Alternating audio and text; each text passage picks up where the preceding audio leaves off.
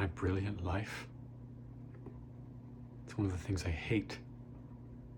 Sure, I'm famous, but it's an obsession.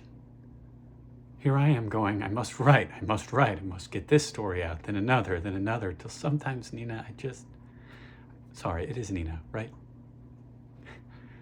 Sometimes, Nina, I think that you're all just humoring me. Like I'm just a madman you're gonna pounce on and section. The writing, the actual writing, the real good writing when I'm actually making something, it's nice. But then it has to be published. And the moment it's off the shelves, I hate it.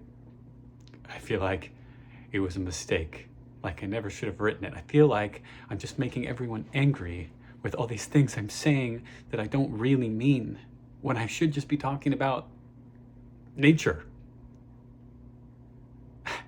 I love nature. Because everything else, I'm just a fraud. I am. I'm a fraud, and I'm a fake.